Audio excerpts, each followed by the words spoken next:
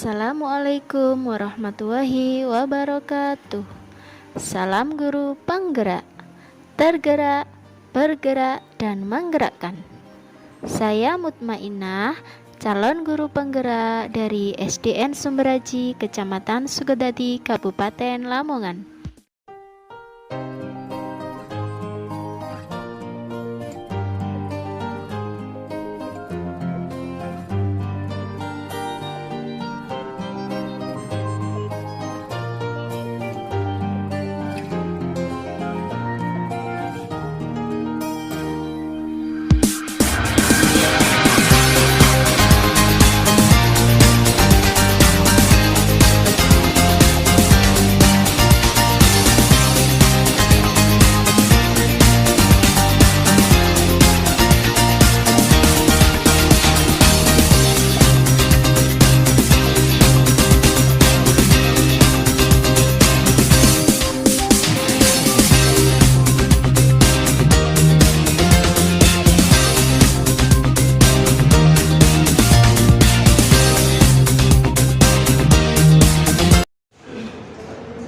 Assalamualaikum warahmatullahi wabarakatuh. Waalaikumsalam warahmatullahi wabarakatuh. Selamat siang semuanya.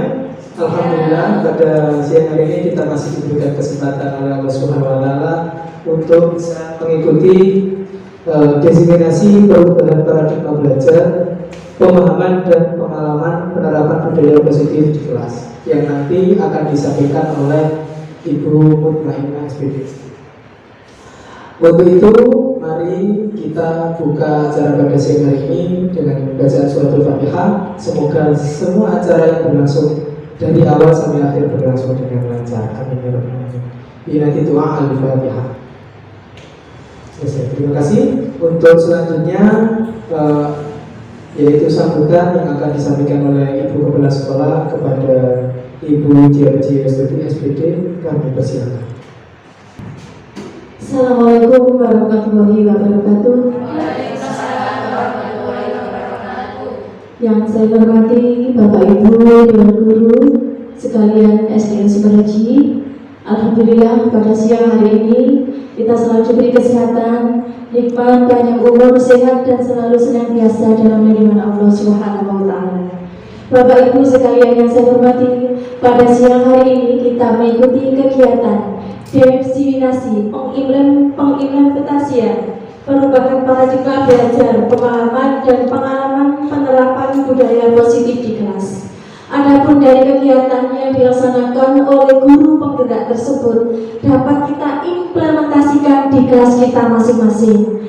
Dengan program yang disampaikan ini kita dapat berubah dan bergerak ke hal-hal yang positif. Salah satunya diantaranya adalah pengimbasan pada siang hari ini nanti.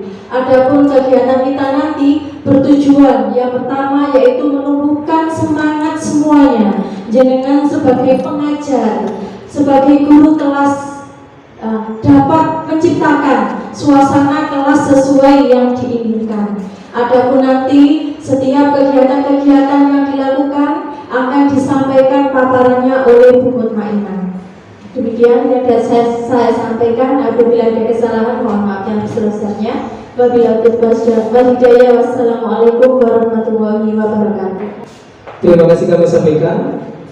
Seperti yang sudah disampaikan oleh Ibu Kepala Sekolah tadi, bahwa apa yang akan disampaikan oleh Ibu Mutmainah nanti akan berimbas juga kepada kita semua sebagai guru, sebagai wali kelas, supaya juga bisa berubah dan menjadi pribadi guru yang lebih baik dibanding kemarin dan seterusnya. Ya. Untuk selanjutnya kami serahkan waktu seluruhnya untuk Bu Mutmainah. Untuk Bu Mutmainah kami persilakan.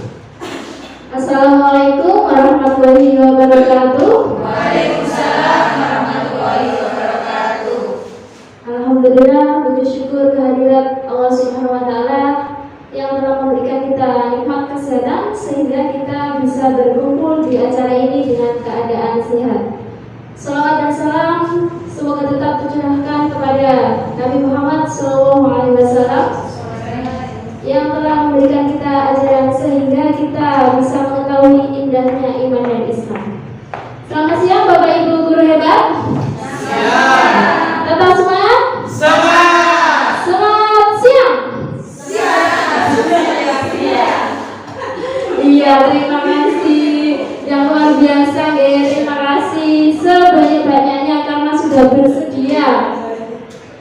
menghadiri acara diseminasi perubahan paradigma belajar, pemahaman dan pengenalan penerapan budaya positif di kelas. Terima kasih atas kehadirannya, keikhlasannya. Semoga apa yang kita diskusikan hari ini mendapatkan ilmu baru, pengetahuan baru, pengalaman baru sehingga bisa kita implementasikan di kelas kita masing-masing sehingga memberikan perubahan dan kemajuan di pendidikan di Indonesia, terutama di lembaga kita tercinta SDN Sumberji. Iya, terima kasih Bapak Ibu. Tetap semangat ya. Semangat. Sudah sarapan Besti? Sudah. Sudah makan siang? Sudah. Iya, saya harapkan pertemuan kali ini dapat bermanfaat sebagai ini. Iya, lanjut next. Tidak perlu kenalan ya, karena kita sudah kenal tiap hari kita bertemu. Ya, Bapak Ibu, sebelum kita berdiskusi dan sharing di kelas kita, budaya positif dalam sesi belajar ini perlu kita sepakati. Yang pertama, seluruh peserta memiliki kesempatan untuk berpendapat. Silahkan semuanya nanti aktif berpendapat. Yang kedua, berpikiran terbuka dan saling menghormati. Yang ketiga, aktif dan berpartisipasi penuh. Saya harap nanti semuanya aktif dan berpartisipasi. Dan yang keempat, ini yang penting ya, mengikuti sesi belajar dengan perasaan bahagia. Saya harap semua di sini bahagia ya. Lupakan semua cicilan, lupakan semua yang lainnya ada di rumah. Kita hari ini bahagia. Yang kelima, apa ada tambahan dari Bapak Ibu guru? Apa sudah cukup? Sudah cukup ya, terima kasih. Ya lanjut Pak. Iya, pertanyaan pemantik kali ini, hukuman dapat mendisiplinkan anak. Gimana Bapak Ibu guru? Setuju? Apa tidak setuju atau ragu-ragu? Bagaimana pendapatnya? Menurut? Ragu-ragu. Yang lain? Setuju apa tidak setuju? Setuju. Ya lanjut, next. Hukuman positif. Nah, tadi hukumannya. Sekarang hukuman positif dapat mendisiplinkan anak. Bagaimana Bapak Ibu? Setuju. Setuju. Kompak setuju. Ya, next Pak. Pemberian hadiah, reward punishment ya, dapat memotivasi anak. Setuju Bapak Ibu apa tidak setuju? Ya, semuanya setuju ya. Ya, untuk mengetahui jawaban dari pertanyaan pemantik ini, kita akan belajar dalam sesi belajar kali ini jawabannya bagaimana. Nanti kita diskusi, sharing, kita bahas bersama-sama. Ya, lanjut. Nah, pada kesempatan kali ini kita akan belajar budaya positif. Yang pertama, disiplin positif dan nilai-nilai kebajikan universal. Yang kedua, teori motivasi, hukuman dan restitusi. Bapak Ibu bertanya-tanya mungkin apa restitusi itu, nanti kita akan bahas. Yang ketiga, keyakinan kelas. Yang keempat, kebutuhan dasar manusia dan dunia berkualitas. Yang kelima, 5 posisi kontrol. Yang keenam, segitiga restitusi. Akan kita bahas ke depan. Ya, next. Ya, Bapak Ibu, mari kita mencoba bermain sejenak berpasangan.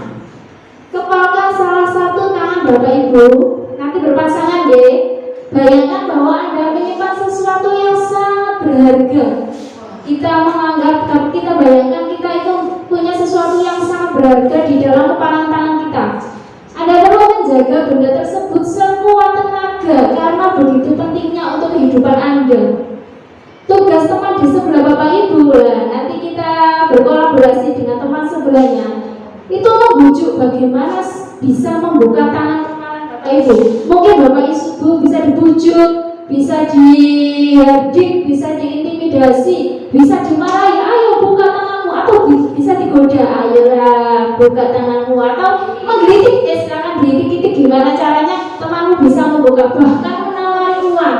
Ya, ibu kan suka kalau dikasih uang ya. Dikasih uang, apa bersedia apa tidak membuka tangan Anda? Coba Bapak Ibu sekarang silakan dipraktikkan. Ayo silakan.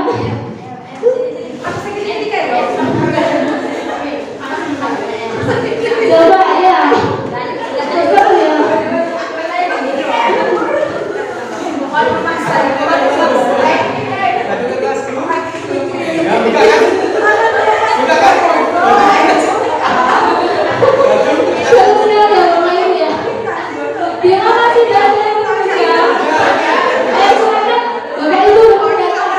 Siapa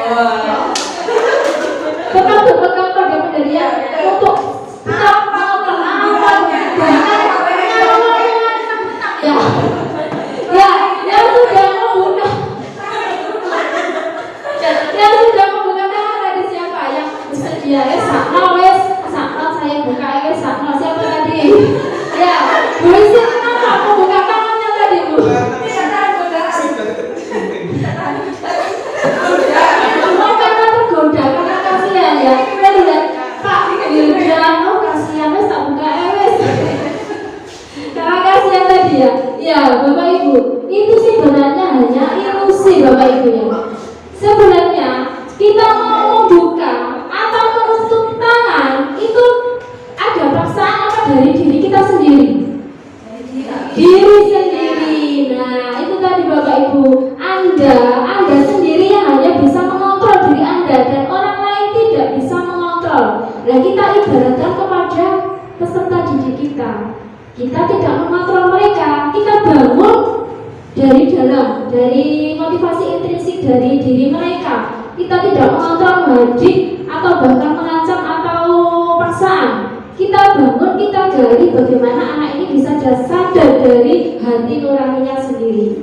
Ya, kan Pak. Nah, di sini Bapak Ibu ada disiplin positif menurut Stephen Ray Covey. Nah, itu orangnya ya. Pendekatan teori masalah. Setiap tindakan memiliki tujuan. Anak-anak kita, bahkan itu tindakan yang kurang benar pun, dia itu memiliki tujuan dan tujuannya itu berbeda-beda dari setiap anak. Yang kedua, kita hanya bisa mengontrol diri kita sendiri. Kita tidak bisa mengontrol orang lain.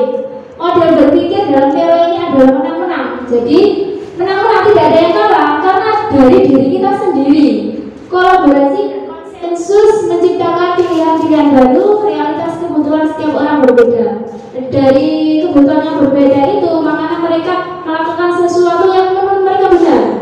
Nah, kita harus tahu alasan apa mereka melakukan tersebut. Kita gali dari diri mereka sendiri. Ya, next Pak.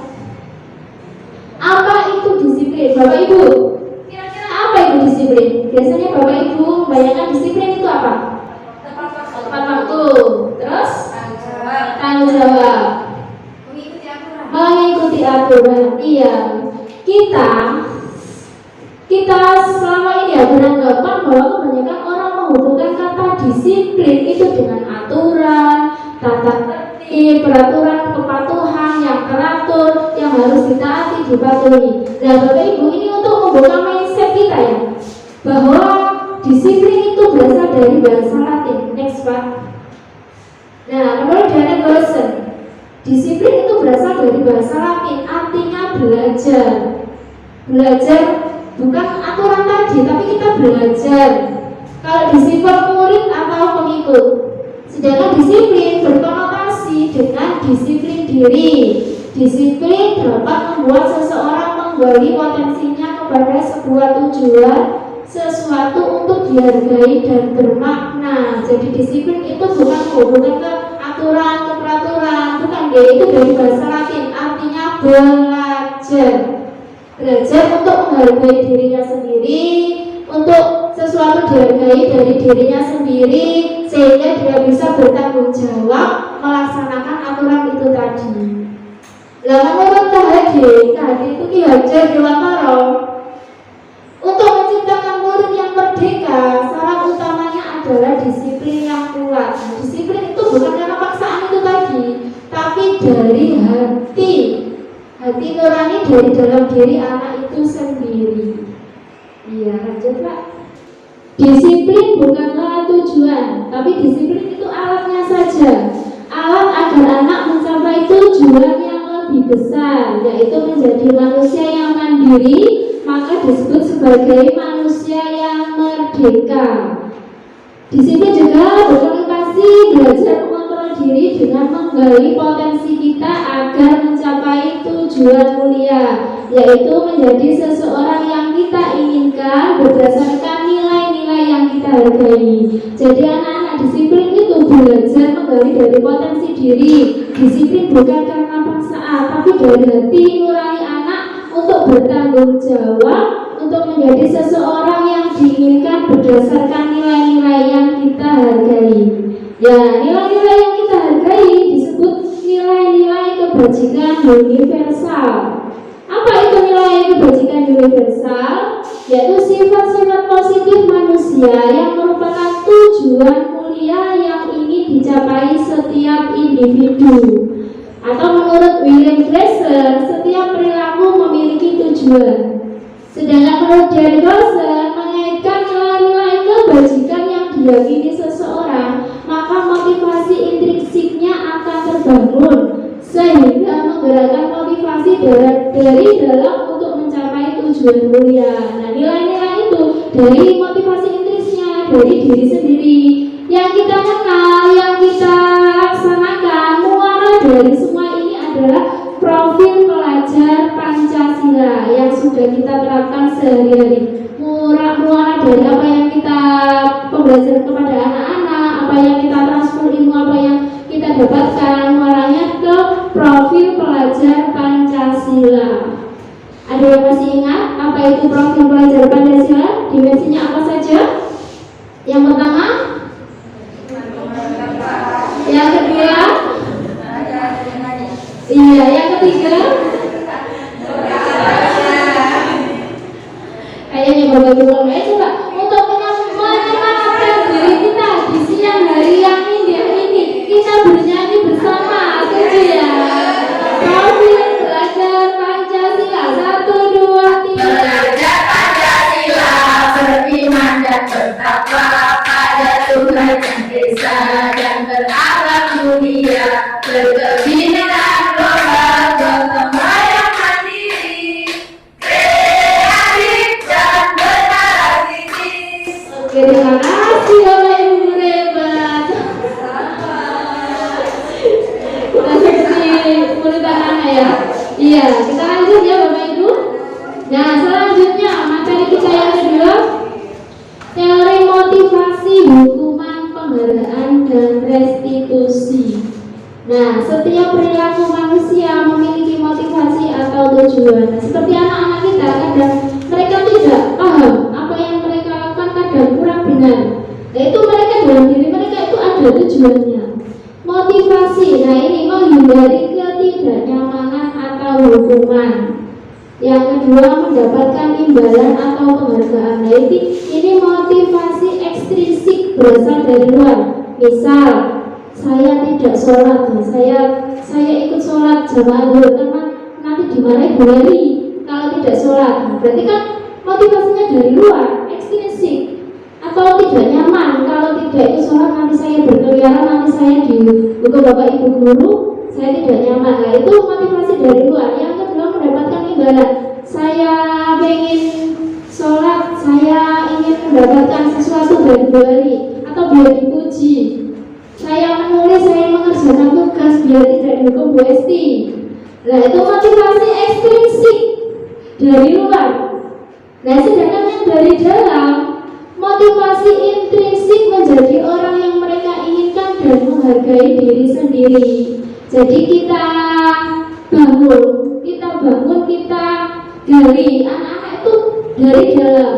Kalau sholat jangan takut sama Bu Heri. Terkadang anak-anak kita itu lebih takut ke gurunya gitu. Nah, itu kita gimana caranya, mari kita berkolaborasi bagaimana anak-anak biar nggak takut gurunya, tapi mereka melakukan itu atas kesadaran mereka sendiri. Kita galikan misalnya, kalau kamu sholat ini nanti akan berakibat bagaimana terhadapmu. Nah, kita gali, kalau sholat misalnya kita akan disayang Allah atau yang lainnya, atau memberikan, kalau gerakan sholat kan bagus untuk otak. Nah, anak lebih suka cenderung yang nyata daripada nanti dimarahi. Seperti itu. Lanjut Pak. Oh ya, sebentar Bapak Ibu, tadi ada penghargaan.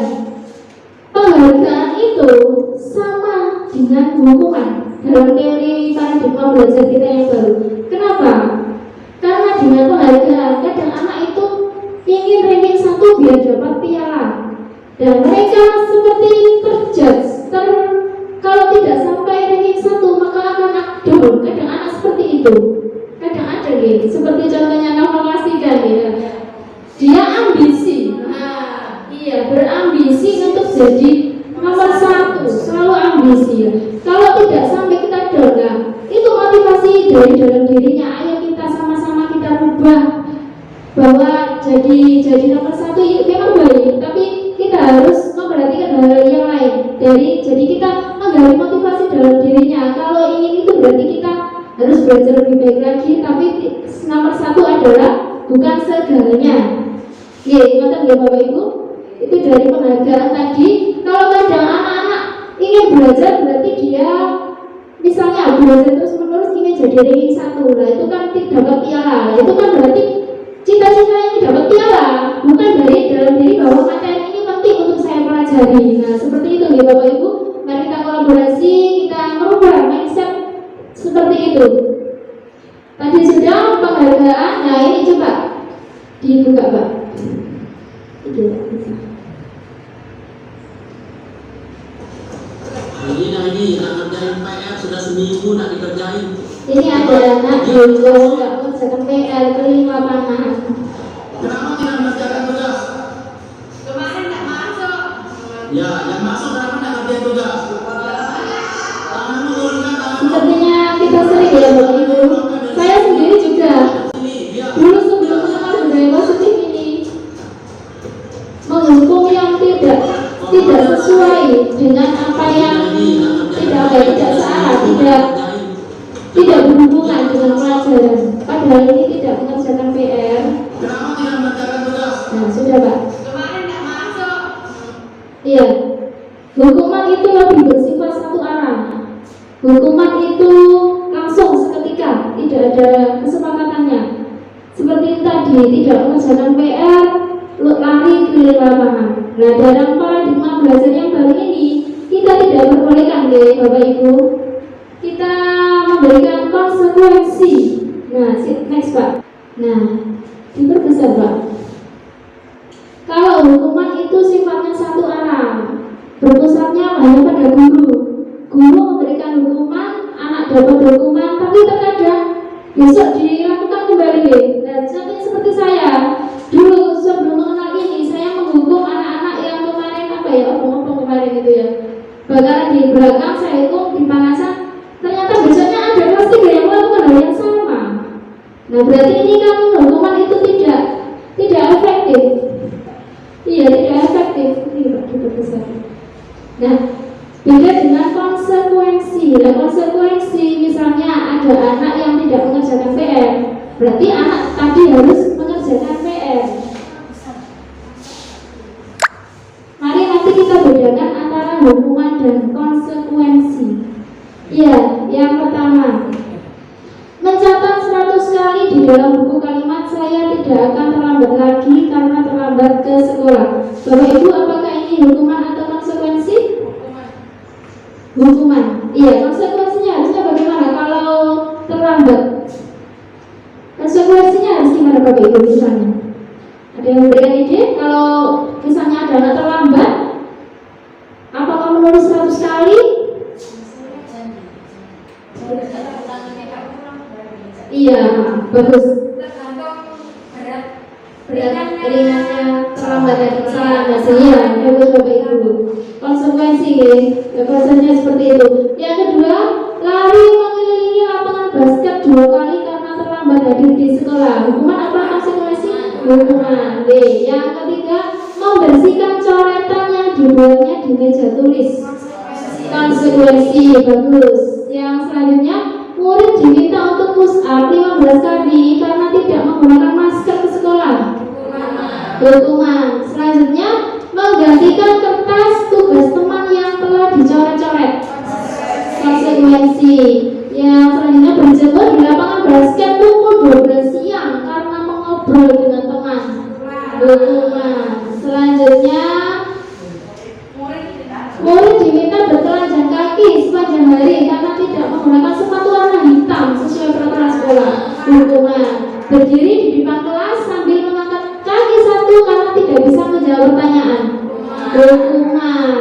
Membersihkan tumpahan air di meja tulis karena tersenggol pada saat belajar. Konsekuensi. Kehilangan 10 menit jam istirahat untuk mengerjakan tugas karena terlambat datang dan tertinggal pelajaran selama 10 menit. Konsekuensi. Duduk di bangku di pinggir lapangan pada jam istirahat, tidak diizinkan bermain oleh guru piket karena mencederai teman saat bermain di lapangan. Iya. Terlambat hadir di pembelajaran daring 15 menit waktu dulu ya, waktu pandemi, dan diminta untuk tinggal 15 menit sesudah kelas usai untuk membahas ketertinggalan pembelajaran. Konsekuensi. Selanjutnya, lari mengelilingi lapangan basket 2 kali karena terlambat 10 menit untuk pelajaran PJOK. PJOK ini tentang PJOK berarti apa? bisa Iya, ini lebih masuk ke konsekuensi guys, karena pelajaran PJOK kan. Nah, karena terhubung dengan pelajaran PJOK. Begitu ya Bapak Ibu, kita bisa membedakan antara hukuman dan konsekuensi. Ya, next Pak. Ya, tadi kita sudah hukuman dan konsekuensi. Ini Bapak Ibu, hukuman tadi kan bersifat satu arah. Terkadang anak itu tidak jelas. Tapi kalau kita konsekuensi, anak memang konsekuensi dengan apa yang ia kerjakan. Tapi terkadang korban itu tidak mendapatkan keadilan. Nah, selanjutnya ini bagaimana? Terkadang kalau konsekuensi itu memang tidak menimbulkan rasa sakit, tapi kadang diabaikan korbannya. Seperti ada anak teman yang memukul, minta maaf, ya sudah. Kadang besok lagi, kadang melakukan lagi, minta maaf lagi. Nah ini yang restitusi Bapak Ibu. Restitusi adalah proses menciptakan kondisi bagi murid untuk memperbaiki kesalahan mereka, sehingga mereka bisa kembali pada kelompok mereka dengan karakter yang lebih kuat. Restitusi merupakan proses kolaboratif yang mengajarkan murid untuk mencari solusi untuk masalah mereka. Nah, jadi ini ada paradigma baru Bapak Ibu, namanya restitusi. Restitusi itu untuk mencari solusi dari masalah anak didik kita. Selanjutnya membantu murid berpikir tentang orang seperti apa yang mereka inginkan menjadi tujuan mulianya ke depan. Anak itu mau jadi apa, alasannya apa, dan bagaimana mereka harus memperlakukan orang lain. Nah, seperti tadi Bapak Ibu ya. Kalau hukuman dari satu arah hanya guru saja besarnya. Kalau konsekuensi memang anak tidak merasa kesakitan atau merasa apa, tapi kadang korban diabaikan. Nah, kalau restitusi ini pilihan yang terbaik. Nanti selanjutnya kita akan belajar restitusi di ke depan nanti. Ya, besar Pak. Nah, ini Bapak Ibu bedanya antara hukuman, konsekuensi, dan restitusi. Hukuman, sesuatu yang menyakitkan harus terjadi, seperti anak dihukum tadi. Konsekuensi, sesuatu harus terjadi. Sedangkan restitusi itu pilihan. Kalau kamu melakukan ini, misalnya kepada anak, kalau kamu melakukan ini, konsekuensimu apa? Kamu nanti mau jadi apa? Nah, itu akan kita tentukan. Selanjutnya, tidak nyaman untuk murid, untuk anak, untuk jangka waktu panjang. Kalau kita beri hukuman, terkadang anak sampai dewasa akan mengingat apa yang kita lakukan. Misalnya anak itu bernyanyi di kelas, Pak Fajar sumpah, anak kok nyanyi, langsung dipeleng. Nah, sampai besar akan ingat Pak Fajar dulu pernah menemani saya.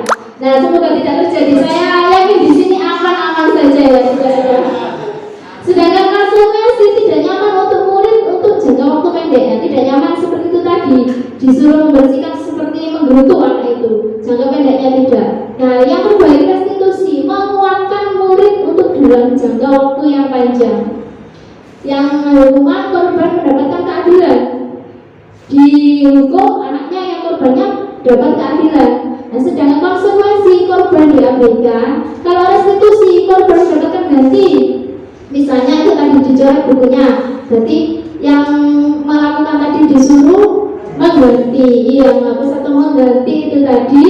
Terus anaknya diberi solusi bagaimana ke depan itu restitusi. Selanjutnya murid anak akan tersakiti, yang konsekuensi murid tidak tersakiti.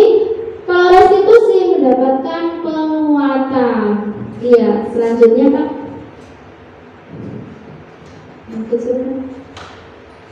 Ya Bapak Ibu, ini penerapan saya selama ini di kelas saya. Penerapannya berusaha membangun motivasi intrinsik peserta didik dengan memberikan pemahaman dan contoh tindakan yang positif. Jadi saya memotivasi mereka, mungkin saya belum sempurna melaksanakan di kelas saya. Jadi mohon mari kita berkolaborasi untuk anak didik kita untuk lebih baik untuk kedepannya. Selanjutnya berusaha memilih opsi restitusi jika anak berperilaku negatif. Selama ini memang dulu sebelum saya mengenal budaya positif, sebelum saya belajar, saya belum melakukan restitusi. Terkadang melakukan restitusi tapi tidak lengkap. Dan nanti akan ada tahap-tahap restitusi itu seperti apa, nanti mari kita diskusi bersama. Selanjutnya berkolaborasi dengan teman sejawat dalam menerapkan budaya positif. Nah, mari kita berkolaborasi untuk menerapkan restitusi di sekolah kita. Iya. Yang selanjutnya kita akan belajar mengapa keyakinan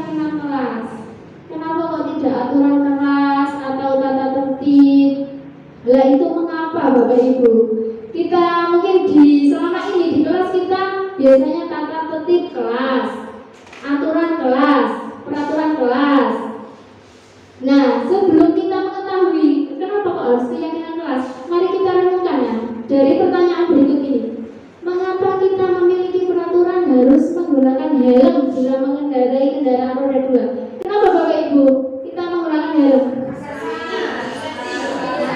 Apa ada yang takut polisi?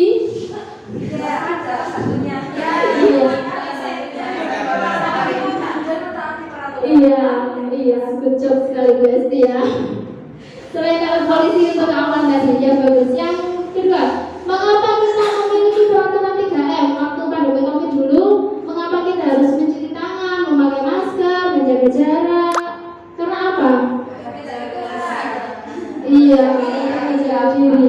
Iya, terus sekali Bapak Ibu. Ya memang seperti itu, ya.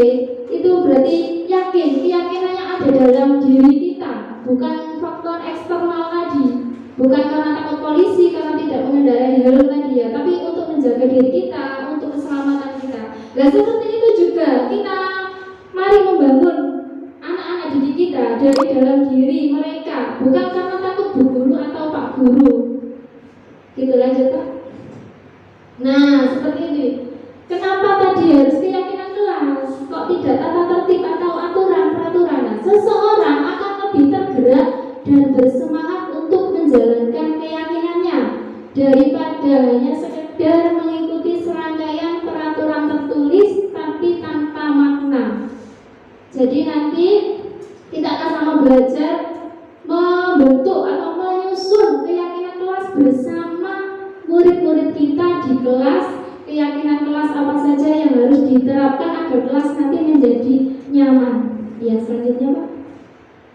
Nah, pembentukan keyakinan kelas. Yang pertama Bapak Ibu, keyakinan kelas itu lebih bersifat abstrak, dibuat dalam bentuk positif, jadi tidak ada kata negatif di sana. Berupa pernyataan universal, jadi berupa pernyataan yang terbuka, yang universal, tidak terlalu spesifik atau terlalu rumit atau berbelit-belit. Yang ketiga, tidak terlalu banyak, supaya mudah diingat oleh anak-anak. Jadi anak-anak itu meyakini keyakinan kelas agar mereka bisa melaksanakan. Yang keempat, semua warga kelas ikut berkontribusi. Jadi semuanya melakukan membuat menyusun keyakinan kelas itu tadi. Ya, nah ini tadi prosedur pembentukan keyakinan kelas yang sudah saya bentuk di kelas saya. Semoga Bapak Ibu yang lain di kelasnya bisa membentuk keyakinan kelas sehingga kita bisa bersama-sama mewujudkan anak yang menjadi karakter yang lebih baik. Yang pertama, curah pendapat bersama anggota kelas. Jadi anak-anak diminta bagaimana supaya kelas ini kita nyaman. Kadang anak-anak minta rukun, minta menghormati sesama. Kita catat semuanya, mencatat masukan. Kita catat semuanya. Kemarin itu saya mencatat sampai papan tulis itu full penuh. Banyak sekali dari ide-ide mereka. Meskipun sama, kita tulis saja. Kita tulis bersama-sama, banyak sekali itu kita tulis. Dan setelah itu mengubah kalimat negatif menjadi kalimat positif. Misalnya ada anak yang mengusulkan dilarang membuang sampah sembarangan. Berarti kalimat positifnya apa? Menjaga kebersihan. Berarti kan universal. Kadang anak tidak boleh mengotori lantai. Menjaga kebersihan. Nah itu kan universal. Misalnya tidak, biasanya anak-anak tidak mengejek nama orang tua. Nah itu kan banyak sekali ya. Kemarin ada yang ide seperti itu, tidak mengejek nama orang tua, tidak mengolok-olok teman. Nah itu kalimat positifnya menghargai. Nah menghargai teman. Di situ saya juga tambahkan menghargai guru. Karena anak-anak kita karakternya mungkin seperti itu ya, karena perubahan zaman seperti ini. Guru dulu kan keramat ya. Dulu kursi kita duduk waktu kecil, kursi guru itu tempatnya keramat. Kalau kita menduduki, kita jadi bodoh gitu ya. Di mindset pikiran kita. Sekarang itu malah dibuat protekan kan gitu Bapak Ibu. Seperti itu. Nah, mari kita tanamkan ke anak-anak didik kita karakter yang bagus itu tadi. Ya, selanjutnya setelah diganti dengan kalimat negatif menjadi kalimat positif. Nah, kita tinjau kalimat yang sekiranya isinya sama, maknanya sama, kita jadikan satu. Nah, seperti itu tadi, tidak mengolok teman, tidak mengejek nama orang tua. Nah, itu menghormati teman atau guru. Setelah ditinjau, meminta warga kelas menandatangani. Nah, kemarin ini anak-anak menandatangani. mereka menyusun sendiri apa itu keyakinan kelasnya dan diyakini dan dilaksanakan. Saya yakin anak-anak akan lebih teringat ya, akan lebih kalau misalnya ada anak yang melakukan kurang benar, kita bisa menanyakan bagaimana keyakinan kelas kamu, keyakinan kelas mana yang perlu ditingkatkan, keyakinan kelas mana yang kamu langgar. Seperti itu ya Bapak Ibu. Setelah itu nempel di dinding. Tempel di dinding belum Pak? Tempel di dinding. Kalau bisa buat yang besar gak apa-apa. Cuma ini kemarin saya baru seperti ini. Tempel di dinding dan dilihat anak setiap hari. Bahkan setiap hari saya suruh membaca. Mungkin belum sempurna ya Bapak Ibu. Saya menerapkan karakter saya, tapi saya berusaha bagaimana anak-anak itu menjadi karakter yang lebih baik lagi. Ya, setelah tempel bisa dilaksanakan. Ya, lanjut Pak. Nah, penerapannya saya ada refleksinya. Setelah saya melaksanakan keyakinan kelas tadi, refleksi saya, anak lebih antusias melaksanakannya di kelas. Di kelas mereka lebih antusias karena mereka sendiri yang menyusun. Yang kedua, anak memiliki kesadaran diri untuk bertanggung jawab jika tindakan mereka tidak sesuai dengan keyakinan kelas. Ya, seperti itu tadi Bapak Ibu. Mereka misalnya ada yang kurang benar. Nah, kita tanya keyakinan kelas kamu yang belum kamu tingkatkan itu yang mana. Mereka akan lebih sadar sendiri. Anak yang tidak masuk, nah kemarin ada yang tidak masuk saat curah pendapat tidak bisa menyalurkan gagasannya. Itu kelemahannya yang tidak masuk. Nah, untuk tindak lanjutnya, saya mengevaluasi keyakinan kelas secara berkala dan merevisinya jika tidak sesuai. Nah, misalnya 1 bulan, 2 bulan kita revisi mana yang belum sesuai atau mana yang perlu kita tambah. Nah, supaya keyakinan kelas itu jadi lebih baik lagi. Selanjutnya menyebarkan angket atau Google Form untuk mengantisipasi siswa yang tidak masuk sekolah. Bisa kita berikan angket atau kita titipkan temannya untuk mencurah pendapat dari gagasan tentang keyakinan kelas itu tadi. 5 kebutuhan dasar manusia. Ya Bapak Ibu, saya minta ada yang membantu saya untuk membacakan kalimat 5 kebutuhan dasar manusia. Ada pertanyaan tematik ini dari Ibu Ambar. Siapa yang mau membantu saya?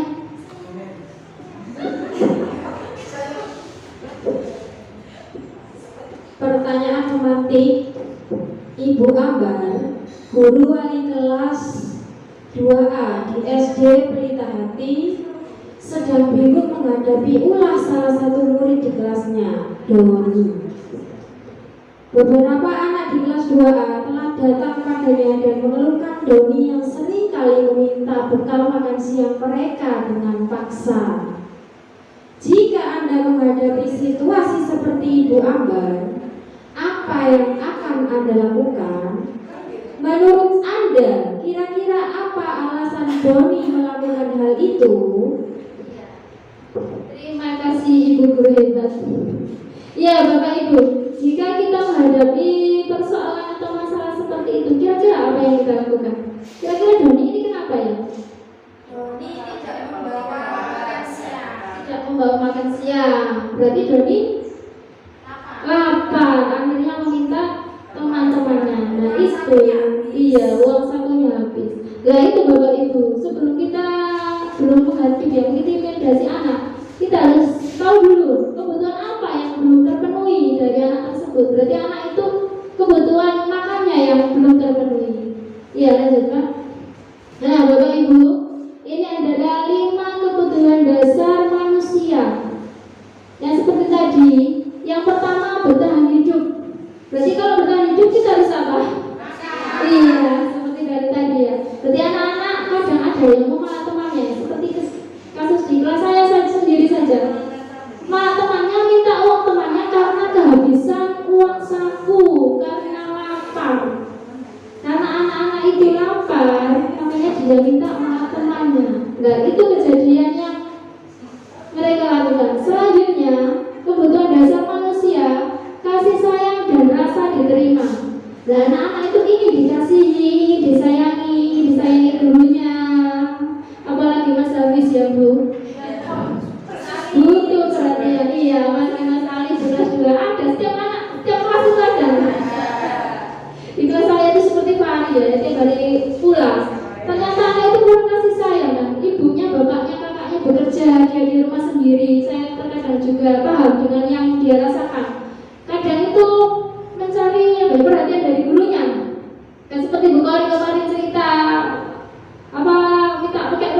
gitu. Apa yang tidak boleh dilakukan itu kadang malah dilakukan.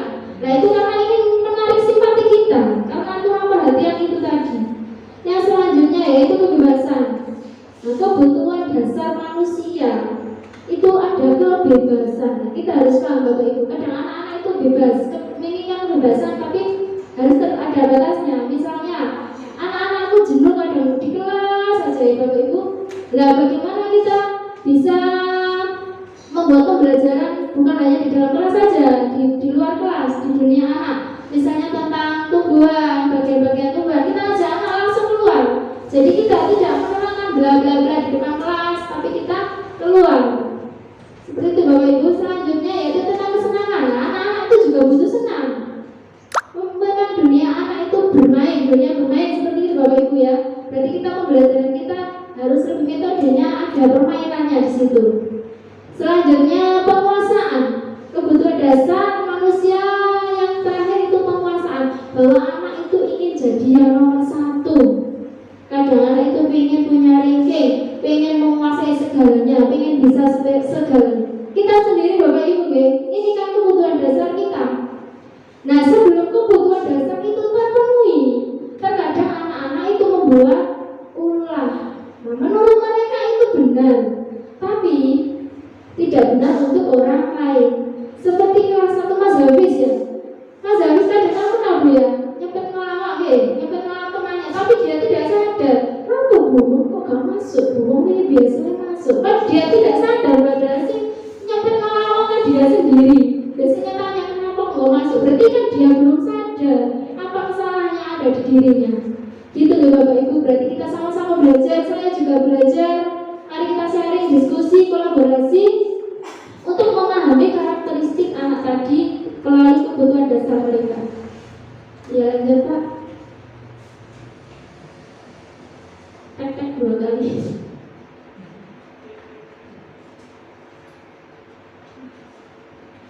Ya Bapak Ibu, ini ada 5 posisi kontrol. Mari kita belajar posisi kontrol. Nah yang pertama itu sebagai penghukum. Mari kita saksikan ilustrasi berikut ini.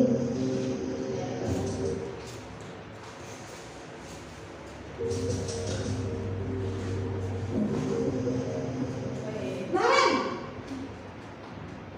sini kamu. Ibu guru sahabat bergerak. Selalu terlambat. Kamu deh pasti terlambat. Maaf Bu, saya Apa? Apa coba? Alasan kamu apa lagi? Kapan sih kamu tidak terlambat? Malas sekali ya kamu jadi anak. saya Dasar pemalas. Gak kapok-kapok sih kamu. Sudah berapa kali terlambat? Sana, kamu keliling lapangan basket 2 kali. kenapa saya harus ke lapangan basket Bu? Kenapa? Kamu melawan ibu? Berani-beraninya jawab. Sudah terlambat, masih berani jawab pula. Sekarang, keliling lapangan basket 5 kali sekalian. Biar kapok. Cepat. Pergi sana ke lapangan basket. Ini posisi penghukum ya Bapak Ibu. Nah, selanjutnya posisi membuat merasa bersalah. Dalam hati.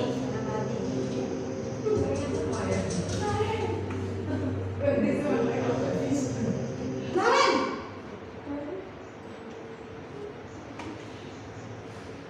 Selamat pagi Bu. Naren.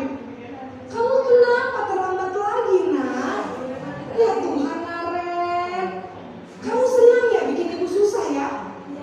Kalau kamu terlambat lagi, nanti ibu yang ditegur bapak kepala sekolah, nak.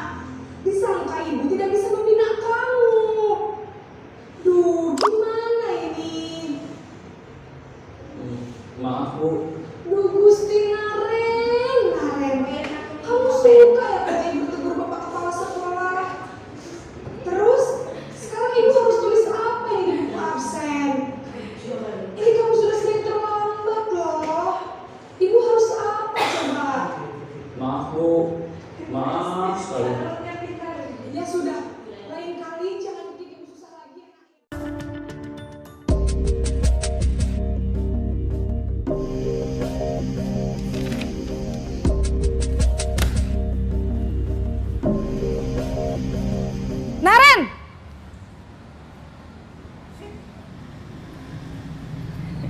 Selamat pagi, Bu. Wah, sudah jam berapa ini, Nak? Terlambat lagi ya, sayang? Iya, Bu.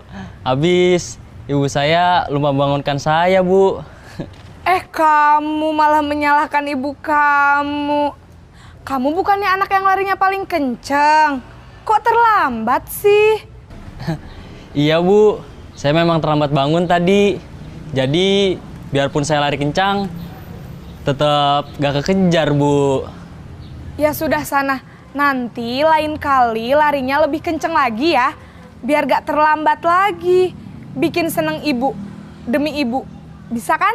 Bisa lah, Bu. Ya sudah sana masuk kelas. Ibu beresin urusan absen kamu. Kamu ini ada-ada saja.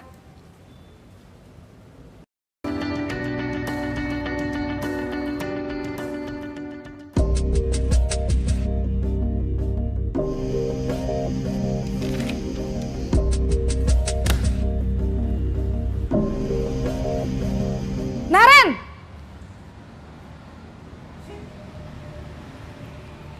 Selamat pagi, Bu.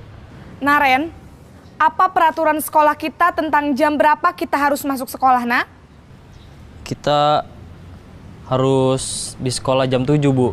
Iya, betul. Sekarang sudah jam 7.20. Naren sudah tahu konsekuensinya jika terlambat hadir. Paham, Bu. Saya harus tinggal kelas pas jam istirahat selama 20 menit. Iya, benar. Konsekuensinya demikian. Jadi nanti jam 9.30 pas istirahat, kamu harus tinggal di kelas, kerjakan tugas tambahan untuk ketertinggalan kamu, ya? Baik, Bu.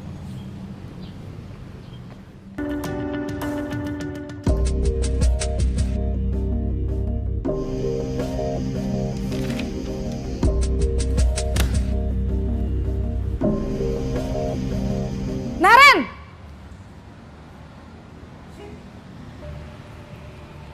Selamat pagi, Bu. Selamat pagi, Naren.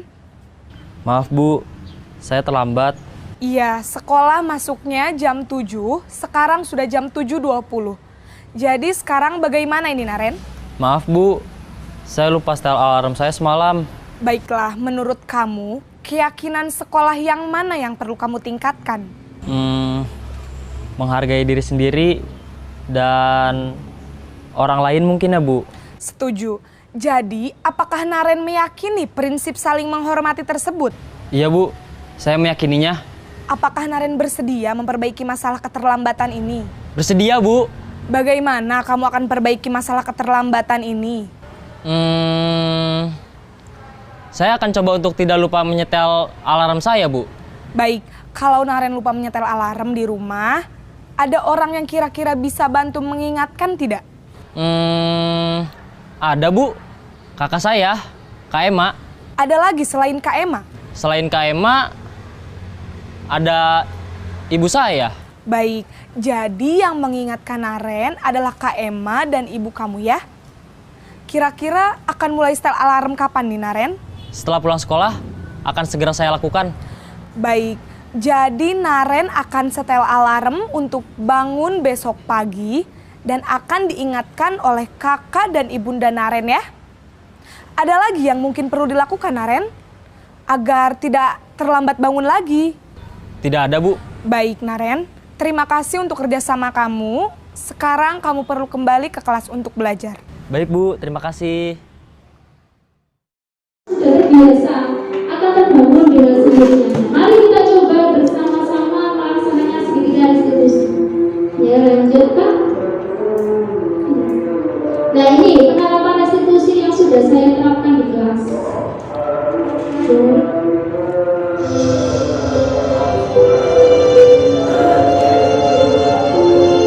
Ini video tugas saya, Bapak Ibu.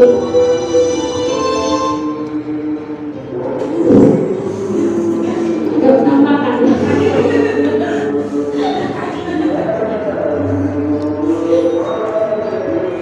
Hari ini sudah ada jadi soliditas.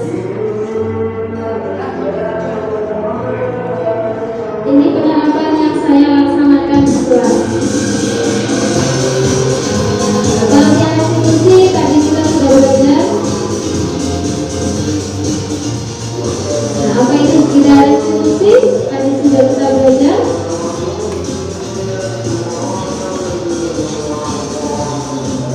Kasus yang pertama, mungkin sudah paham dengan adanya ini ya.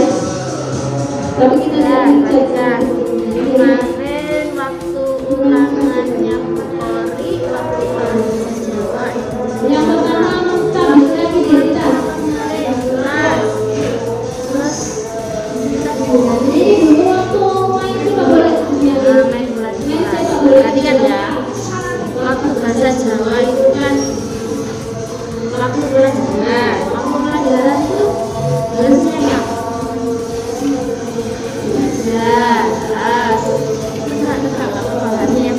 terus kalau main bola di kelas itu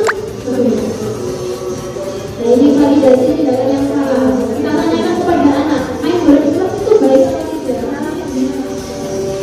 nah itu tahu ya setiap orang itu pernah melakukan kesalahan tapi orang yang terbaik itu memperbaiki kesalahan siapa bola di kelas itu ayo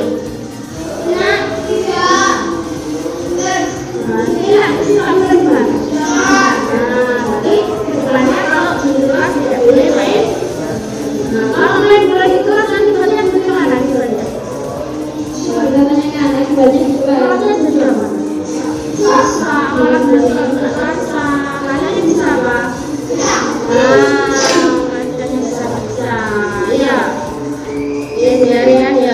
Setiap orang itu pernah melakukan kesalahan, tapi bagaimana cara memperbaiki kesalahannya? Apa alasanmu kenapa kok main bola di kelas? Apa? Mana seneng ya main bola di kelas? Enggak seneng. Enak main bola di kelas. Di luar. Di luar. Enggak apa-apa. Lakukan kesalahan juga apa-apa. Tapi kedepannya harus diperbaiki. Ada yang cara yang lebih baik main sepak bolanya di mana? Di lapangan. Nah, jadi yang kelas kamu ada yang bola di lapangan lagi. Jadi kalau di dalam kelas itu ya. Nah ini menanyakan keyakinan. Dan yang mana yang kelas waktunya belajar. Kalau sepak bola itu apa? Istirahat, pinter, keyakinan kelas yang belum kamu terapkan itu apa? Kalau punya pelajaran belajar, boleh main bola di kelas. Ya, jangan main bola di kelas. Berarti untuk menjadi kesalahan itu harus apa?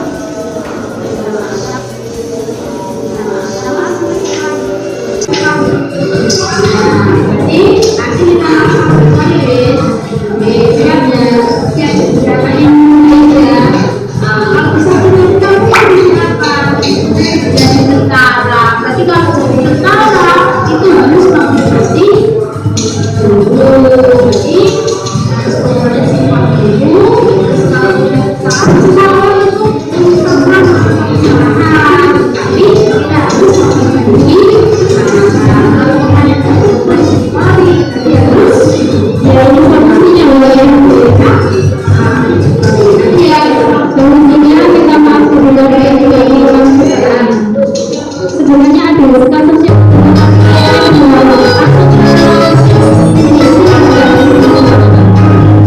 ini respon anak-anak ketika sudah selesai saya penerapan segitiga restitusi, responnya agak di sini Pak, terus.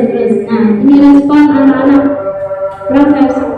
Nah ini sudah selesai. Ini kemarin Afifah ya menolak. Ini respon siswa setelah saya menerapkan. Gimana perasaannya setelah ditanyain buntut pakai segitiga restitusi tadi? Perasaannya gimana? Nah, terus? Pas jangan diajak. Iya, ditanyain tentang kesalahannya tadi gimana? Mengaku kesalahan. Mengaku kesalahan dan memperbaiki kesalahan. Kedepannya jadi anak yang harus soleh, yang lebih baik lagi. Ya, terima kasih. Ya, seperti itu ya Bapak Ibu. Penerapan segitiga restitusi di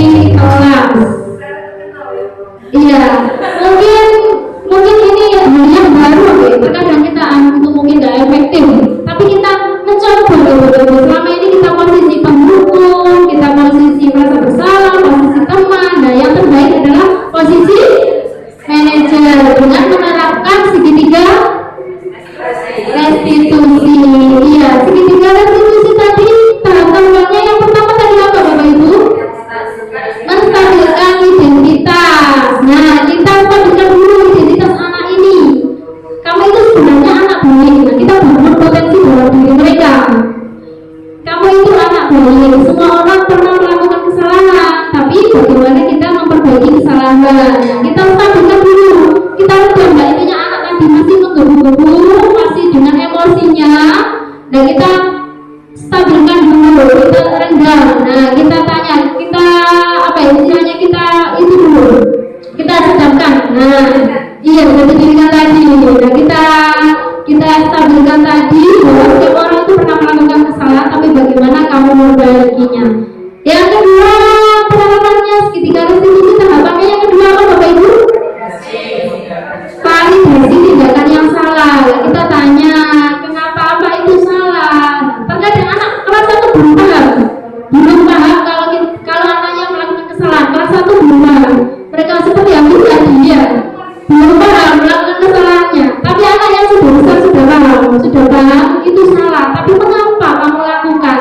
Nah, kita berikan motivasi dan penguatan yang terbaik. Yang ketiga apa Bapak Ibu? Keyakinan kelas. Nah, seperti itu Bapak Ibu, keyakinan kelas.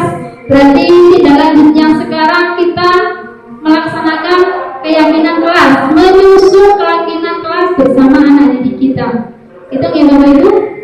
Langsung kesimpulan dan Bapak Ibu, itu tadi paparan dari saya. Dan barangkali dari materi kita ini, barangkali dari Bapak Ibu ada yang ingin bertanya atau ingin mengungkapkan pendapatnya. Dulu mindset saya seperti ini, tapi setelah mendapatkan materi ini, mindset yang terbangun dari diri saya apa? Ya, silakan. Monggo Pak Wildan selaku moderator, saya persilakan. Oke, terima kasih. Beri tepuk tangan buat mereka. Oke. Sangat luar biasa materi yang kita dapatkan hari ini juga termasuk materi yang sangat bagus karena apa ini kita sebelum-sebelum kadang memposisikan diri. Terkadang kita di posisi apa ini pembunuh atau di posisi teman, tapi ternyata kita menemukan hal terbaik yaitu ketika kita di posisi manajer. Di saat itulah mungkin keilmuan ini menurut saya harus benar-benar sangat baik dan sangat baik untuk kita ke depan, termasuk untuk membangun lembaga kita ke depan. Selanjutnya kita buka 2 pertanyaan atau pendapat dulu. Setelah itu untuk selanjutnya kalau memang ada waktu lagi kita lanjutkan. Silakan, siapa yang mau bertanya? Iya, silakan. Assalamualaikum warahmatullahi wabarakatuh.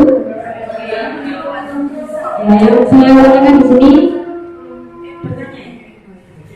Terima kasih atas kesempatan yang diberikan. Yang saya tanyakan di sini, tadi kan yang diberi contoh untuk usia yang SMA ya, umurnya. Kemudian guru lainnya juga menerapkan untuk kelasnya kelas 4. Menurut jenengan, penerapan restitusi ini sesuainya untuk mulai kelas berapa? Ya? Menurut jenengan mulai kelas berapa penerapan restitusi ini bisa dilaksanakan? Seperti itu. Terima kasih. Terima kasih. Mau langsung jawab atau pertanyaan dulu? Bisa boleh. Ya, terima kasih menurut pertanyaan yang luar biasa, sangat kritis sekali. Ya, sebenarnya penerapan segitiga restitusi ini bisa diberlakukan dari usia TK kalau sudah bisa dilaksanakan. Tapi terkadang anak itu kan belum paham tentang validasi kesalahannya. Terkadang anak itu belum paham. Seperti Mas Hafiz tadi, kelas 1 belum paham kalau ini salah. Nyepet koncone tangannya dia menganggap biasa saja. Bahkan bertanya, "Bu, kenapa bukan masuk? Kemarin masuk." Kan seperti itu. Itu bisa diterapkan. Ya, cuma kita sebagai guru bisa menyikapi. Nah, seperti kebutuhan dasar tadi, kebutuhan dasar manusia tadi kita sikapi dulu. Anak ini karakteristiknya bagaimana? Jadi dari usia TK itu sudah bisa dilaksanakan. Ngoten gitu. Jadi kelas 3 sudah bisa, Bu. Kelas 3 saya kira sudah paham ya tentang validasi tindakan yang salah. Mungkin kelas 1 saja bagaimana kita menempatkan posisi kita sebagai guru, sebagai posisi manajerial yang terbaik tadi. Ngoten sudah jelas gitu. Oke. Terima kasih. Jadi sebenarnya restitusi ini bisa diterapkan di semua kelas, bukan kalau menurut buku tadi di TK pun sudah bisa untuk diterapkan. Jadi ya seperti itu, restitusi tinggal sikap kita saja seperti apa untuk menerapkan restitusi kepada anak. Untuk Langkah selanjutnya nih Bapak Ibu, langkah selanjutnya kita menyusun keyakinan kelas nih. Sanggup nih Bapak Ibu ya, kita bersama-sama menyusun keyakinan kelas. Jadi Bapak Ibu, setelah kita melaksanakan hari ini, diseminasi hari ini, saya harap Bapak Ibu sudah menyusun keyakinan kelas yang ada di kelas. Semuanya ya kan Bapak Ibu itu dari yang kita tadi tidak lanjutnya tadi, saya harap segera dilaksanakan keyakinan kelas. Dan budaya positif ini, saya harap budaya positif ini segera dilaksanakan Bapak Ibu. Kita bersama-sama, kita berkolaborasi agar pendidikan di SD Sidoarjo ini lebih maju dan lebih baik lagi, segera bisa dilaksanakan. Dan semoga di rumah kita sebagai orang tua, di rumah kita juga bisa menerapkan budaya positif. Nah, karena orang tua itu madrasah pertama untuk anak-anaknya, kita bisa terapkan. Dan selanjutnya bagi teman-teman yang belum daftar CGD, nah yang sudah daftar, saya berdoa semoga tahun 1, tahun 2 lancar sampai akhir. Dan yang belum, monggo daftar CGD karena banyak sekali manfaatnya. Ya kita nyatin dengan apa ya Bapak-Bapak, ladang ilmu atau ladang pahala ya, agar kita mendapatkan pengetahuan dan pengalaman baru. Seperti itu ya Bapak Ibu. Ya cukup ya Bapak Ibu. Ya, terima kasih atas kehadirannya, keikhlasannya di rumah ini, mendengarkan saya dengan segala ceritanya. Ya, terima kasih sebesar-besarnya kepada Bapak Ibu yang telah meluangkan waktu, dan semoga apa yang kita diskusikan malam ini dan bisa diterapkan dalam kelas, dalam pembelajaran kita. Saya akhiri, wassalamualaikum warahmatullahi wabarakatuh. Jadi kita hanya mengucapkan sekali lagi terima kasih dengan berakhirnya penyampaian dan kesimpulan yang sudah disampaikan oleh beliau. Berakhir pula acara pada sore hari ini. Semoga apa yang kita lakukan pada sore hari ini bisa bermanfaat bagi kita untuk di hari kedepannya. Sekian dari saya sebagai moderator. Apabila ada kurangnya saya mohon maaf, karena kekurangan saya adalah kelebihan saya. Apabila ada kelebihan saya juga mohon maaf, karena kelebihan saya adalah kekurangan saya. Terima kasih sekian. Assalamualaikum warahmatullahi wabarakatuh.